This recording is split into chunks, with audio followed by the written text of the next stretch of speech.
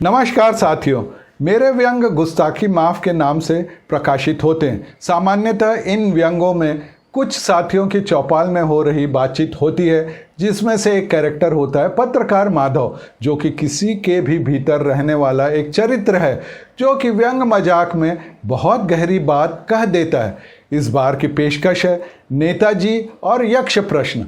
बचपन में एक कहानी पढ़ी थी, युधिष्ठिर और यक्ष। इस कहानी में प्यासे पांडव से यक्ष सवाल पूछते हैं, जिनका जवाब अंततः केवल चक्रवर्ती सम्राट युधिष्ठिर ही दे पाते हैं।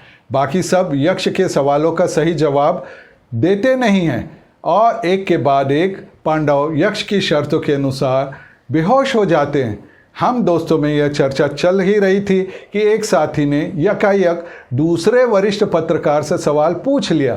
आज के समयानुकूल कौन से सवाल हमारे महाराजाओं यानी राजनेताओं से पूछे जाने चाहिए? वरिष्ठ पत्रकार मुस्कुराते हुए बोले, आज यक्ष प्रश्न का अर्थ होता है अनुत्तरित सवाल, यानी जिस तात्कालिक सवाल का जवाब देना बहुत मुश्किल हो।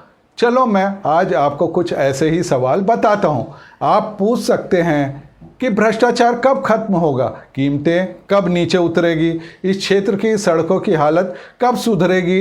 बैलगाड़ी वाले भी इस पर चलने से डरते हैं। किसान खराब बीजों, खराब खाद, फसलों की कम कीमत और उनकी ज़मीनों के कम कीमतों पर अधिग्रहण से परेशानी के कारण आत्महत्या करना कब छोड़ेंगे।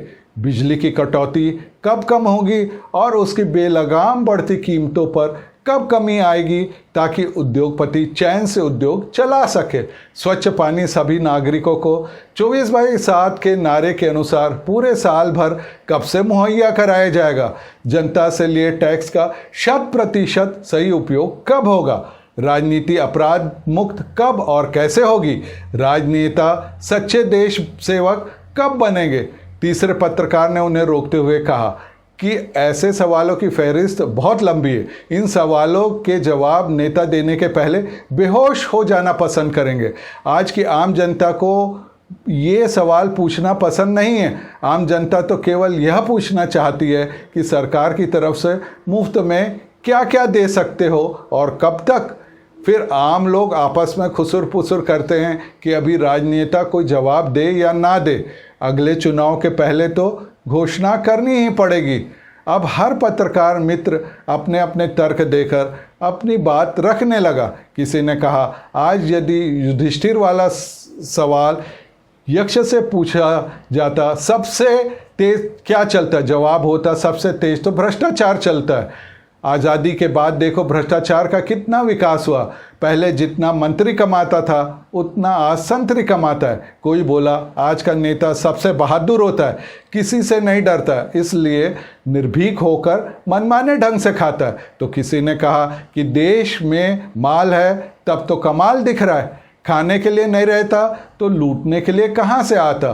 तब आक्रोश से बढ़ते शोर को शांत करते हुए पत्रकार माधव ने कहा, प्रसन्न रहना है तो बहकावे में आ जाओ, अपनी अकल मत लगाओ और मेरे साथ कोरस में गाओ।